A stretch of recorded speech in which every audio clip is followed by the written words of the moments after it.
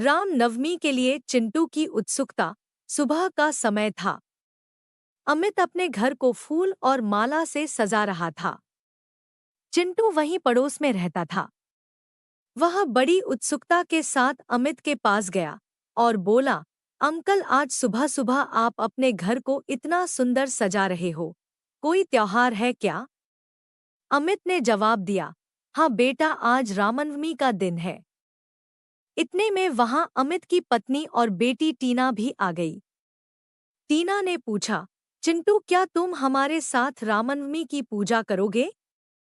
चिंटू बोला, लेकिन मैं तो अभी तक नहाया भी नहीं हूं। टीना की मम्मी ने कहा, बेटा तुम जल्दी से नहा आओ, तब तक मैं और टीना पूजा की तैयारी कर लेंगे। चिंटू जल्दी से नहाकर टीना के घर पहुंच गया। सबने मिलकर राम जी की पूजा अर्चना की। पूजा करने के बाद चिंटू ने कहा, अंकल आंटी, हम रामनवमी तो मनाते हैं, लेकिन इस दिन क्या हुआ था और इसका क्या महत्व है? अमित ने कहा, चलो बच्चों, मैं तुम्हें आज राम नवमी की कहानी सुनाता हूँ। सभी देवता विष्णु जी के पास गए। एक बार सभी देवता मिलकर क्षीर सागर विष्णु जी के पास त्राहिमाम त्राहिमाम करते हुए गए। सभी देवता का यही कहना था कि पृथ्वी पर पाप बढ़ रहा है, शांति और सत्य का नाश हो रहा है। लंका के राजा रावण ने हर तरफ आतंक मचाया हुआ है। अचानक से चिंटू बोला, अंकल, लेकिन सभी देवता विष्णु जी के पास ही क्यों गए? अमित ने बताया, रावण को ब्रह्मा और शिव जी ने वरदान दिया था, इसलिए सब जानते थे कि सृष्टि के पालनहार विष्णु भगवान ही अब इस समस्या का समाधान कर सकते हैं। पुत्र प्राप्ति के लिए राजा दशरथ द्वारा यज्ञ। अमित ने आगे बताया कि बच्चों, एक तरफ सभी देवता मिलकर विष्णु जी के पास गए थे, वहीं दूसरी ओर अयोध्या के राजा दशरथ थे। उनकी कोई संतान नहीं थी। उनकी 3 पत्नियां कौशल्या, कैकेयी और सुमित्रा थी।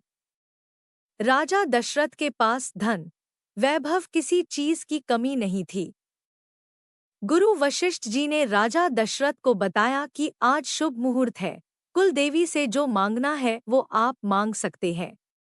राजा दशरथ ने कहा, गुरु जी, हमारे पास सब कुछ है, लेकिन कमी है तो सिर्फ संतान की।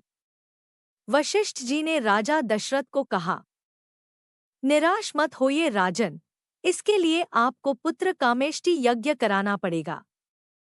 फिर वेदों के ज्ञाता शृंगी ऋषि द्वारा यज्ञ किया गया।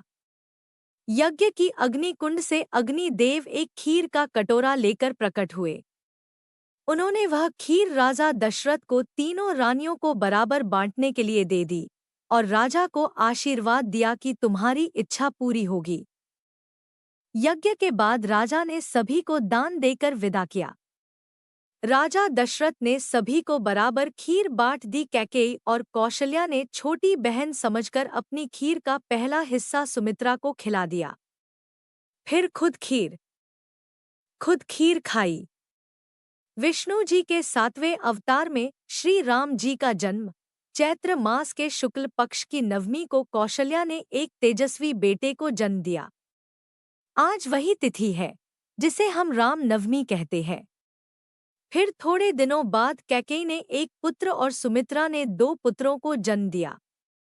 अमित ने चिंटू और टीना से पूछा, अच्छा बच्चों, बताओ कौन था पहला तेजस्वी शिशु? दोनों ने एक दूसरे की तरफ देखा और मुंह लटका लिया। अमित ने मुस्कुराते हुए कहा, वह शिशु कोई और नहीं बल्कि प्रभु श्री राम थे। गुरु वशिष्ठ ने ही श्री राम का नाम रखा था। इतना सुनते ही चिंटू और टीना के चेहरे पर बड़ी सी मुस्कान आ गई।